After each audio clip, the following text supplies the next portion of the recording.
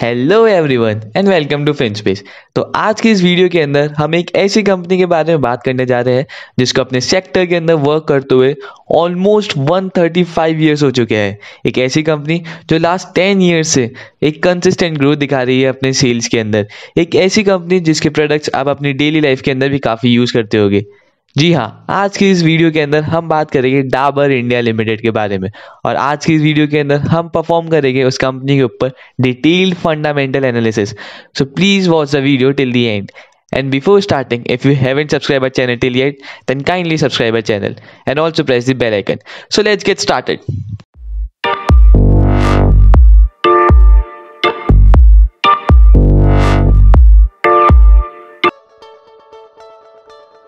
सो डाबर एक Indian consumer good company है जो कि एफएमसीजी सेक्टर के अंदर ऑपरेट करती है। अब अपन ये जानते हैं कि डाबर स्टार्ट कैसे हुई थी।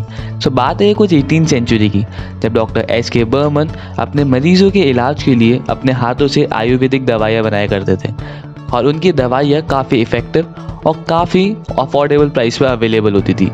और उनकी इन्हीं दवाइयों के कारण वो जल्द ही बहुत सारे लोगों के अंदर पॉपुलर हो गए डॉक्टर के नाम से।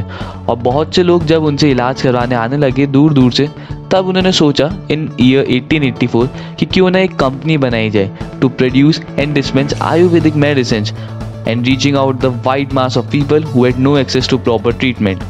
और तब उन्होंने सोचा डाबर का। डाबर के अंदर डीए जो आता है वो आता है डॉक्टर से और बीयूआर आता है बर्मन से। सो डॉक्टर बर्मन का एक तरह से एब्रीविएशन हुआ Dabur. And this is how Dabur got started in year 1884। और अब कंपनी को ऑलमोस्ट 136 ईयर्स हो चुके हैं इस सेक्टर के अंदर ऑपरेट करते हुए। Dabur India limited is the world's largest ayurvedic and natural health care company with a portfolio of over 250 herbal and ayurvedic products. Company अभी hair care, oral care, health care, skin care, home care and foods जैसे consumer products के अंदर deal कर रही है। Company अपने products को more than 100 countries के अंदर सेल करती है। कंपनी की जो मैन्युफैक्चरिंग लोकेशंस हैं वो Nepal, Turkey, UAE, Egypt, Bangladesh, Nigeria, Sri Lanka और साउथ अफ्रीका जैसे कंट्रीज के अंदर है। इंडिया के अंदर कंपनी की इन टोटल 12 मैन्युफैक्चरिंग लोकेशंस है। Middle east, Africa, US, Europe and Asia के अंदर कंपनी के जो प्रोडक्ट्स हैं वो काफ़ी ज़्यादा पॉपुलर है। इनफैक्ट इन्हीं रीजन से कंपनी अपने टर्नओवर का 28.2% शेयर अर्न करती है। बात करें अगर अपन कंपनी की टॉप 5 ओवरसीज कंट्रीज की, so the number 1 is Egypt, followed by Saudi Arabia, then USA, then Turkey and then Nepal. Dabur के कुल 400 प्रोडक्ट्स हैं और 6.7 मिलियन रिटेल आउटलेट जितना बड़ा डिस्ट्रीब्यूशन नेटवर्क है। डाबर ने अपनी 9 सबसे पावरफुल ब्रांड्स को आइडेंटिफाई कर रखा है, विच इज डाबर च्यवनप्राश, डाबर हनी, डाबर लाल तेल, डाबर हनी टर्स, डाबर पुदीन हरा, Dabur red paste, Dabur Amla hair oil, Vatika and real fruit juice.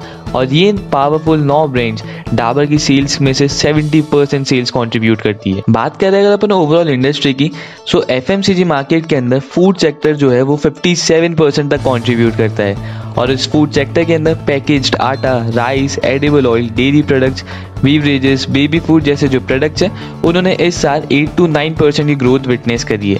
But इसी सेक्टर के अंदर जो पैकेज्ड जूसेस और ड्रिंक्स है उसमें थोड़ा सा डिक्लाइन आया है, क्योंकि जो अब कंज्यूमर्स हैं वो ज़्यादा मिल्क बेस्ड और कार्बोनेटेड ड्रिंक्स की तरफ शिफ्ट होने लग गए हैं। एंड ऑल्सो कंज्यूमर अब लो प्राइस जो ऑल्टरनेटिव्स हैं, इनके जो सब्स्टिट्यूट्स हैं उनकी तरफ शिफ्ट हो रहे हैं, जिसके कारण इन प्रोडक्ट्स के अंदर अपन डिक्लाइन देखेंगे। बात करें अगर अपन डाबर इंडिया लिमिटेड की टोटल सब्सिडरीज की, so in total Dabur India limited की 25 सब्सिडरीज है। और जिसमें से एच.एन.बी. स्टोर्स लिमिटेड ये एक ऐसी इकलौती सब्सिडरी है जो कि कंपनी की इंडिया की सब्सिडरी है, और बाकी 24 सब्सिडरी कंपनी की फॉरेन सब्सिडरीज है। और and out of 25 subsidiaries, Dabur Nepal private limited and Asian consumer care private limited यही 2 सब्सिडरीज है जिसके अंदर डाबर का 97.5 और 76% का स्टेक है। और बाकी सारी 23 सब्सिडरीज के अंदर कंपनी का 100% स्टेक है, यानी वो सारी होली ओन्ड सब्सिडरी है of Dabur India limited. So now let's have a look upon the board of directors of the company. So Mr. Amit Burman is the chairman of the Dabur India Limited. Amit took on the responsibilities as the CEO of Dabur Foods in 1999. He was then appointed as the vice chairman of Dabur India Limited. He took charge as the chairman of Dabur India Limited in 2019. Mr. Mohit Burman is the vice chairman of the Dabur India Limited. He graduated from Richmond College, London in Business Administration and Economics in May 1989.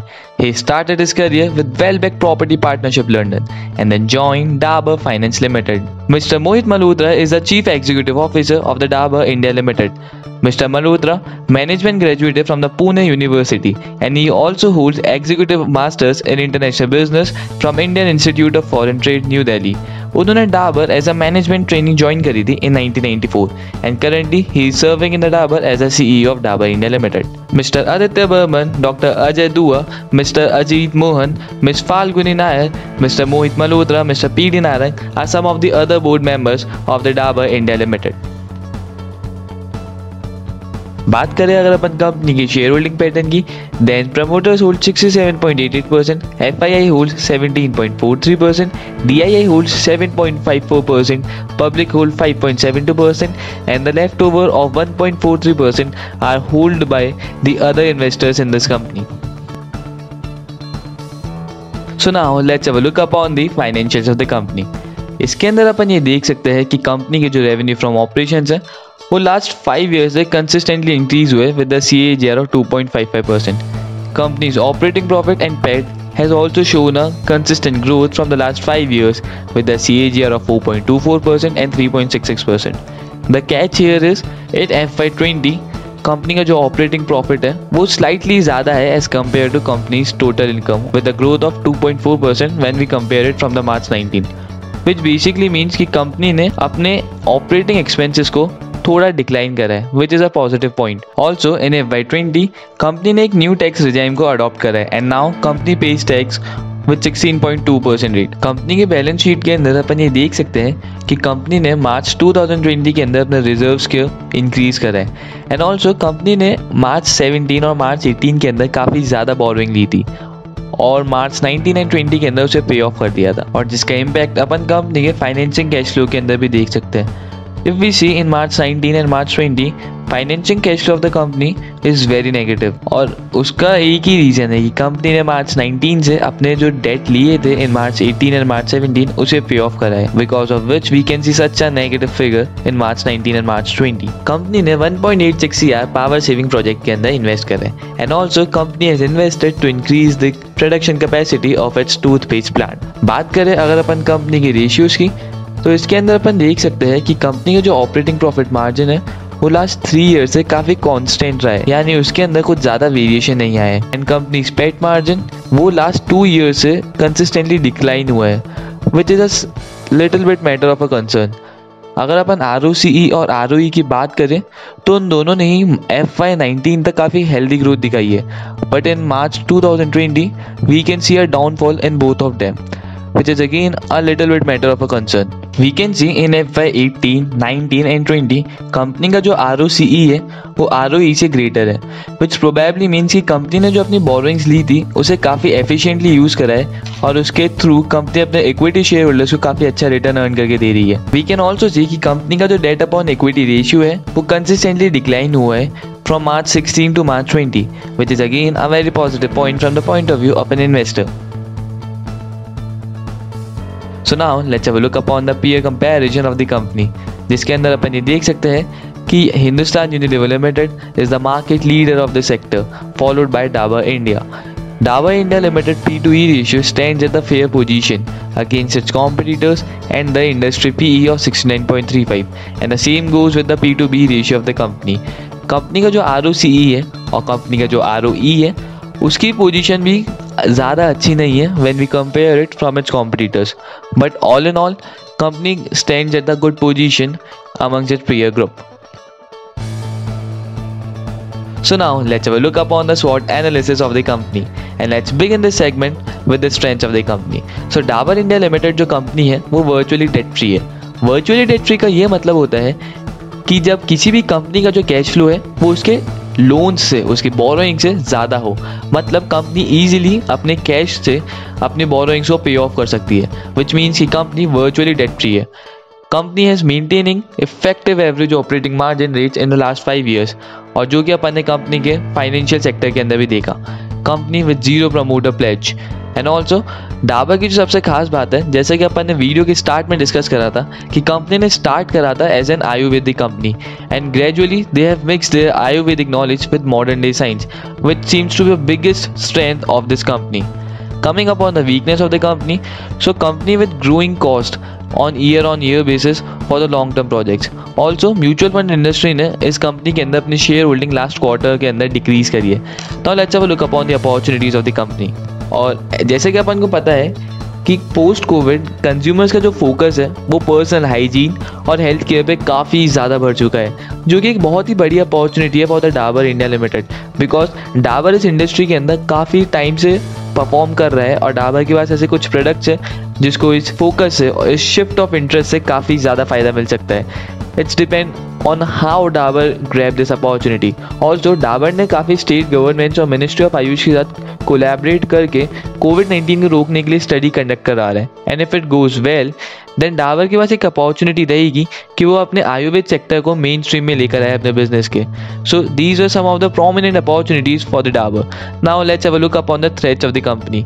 सो इस industry के अंदर जो सबसे बड़ा threat होता है वो है कॉम्पिटिटिव मार्केट. ये जो इंडस्ट्री है, ये जो सेक्टर है वो काफ़ी कॉम्पिटिटिव है. इसके अंदर काफ़ी जल्दी बहुत सारे न्यू प्लेयर्स इमर्ज होते रहते हैं. एंड ऑल्सो कंज्यूमर्स का जो इंटरेस्ट है वो भी काफ़ी वेरी करता है. सो कंपनीज को कंज्यूमर्स के इंटरेस्ट को स्टडी करके अपने प्रोडक्ट्स लॉन्च करने पड़ते हैं. So it's again a very big threat, क्योंकि कई बार क्या होता है कि कंज्यूमर का जो इंटरेस्ट होता है उसे कंपनी ढंग से इंटरप्रेट नहीं कर पाती है और उसके कारण कंपनी को काफ़ी बड़े लॉसेस इनकर करने पड़ते हैं. So after all these analysis we can conclude that Dabur India Limited has healthy financials, although they have declined a little bit in the recent years, but according to us, it should not be a matter of concern. Company have a vast experience of over 135 years and also a household name. Company have a very good opportunities as COVID had acted as an inflection point which have increased the relevance of Ayurved products in the consumer's mind. But still, there are some threats and risks which need to be considered before investing in this company. That's all from our side. Thank you for watching the video. If you like the video, then please press the like button. Don't forget to share this video and also don't forget to subscribe our channel. Thank you.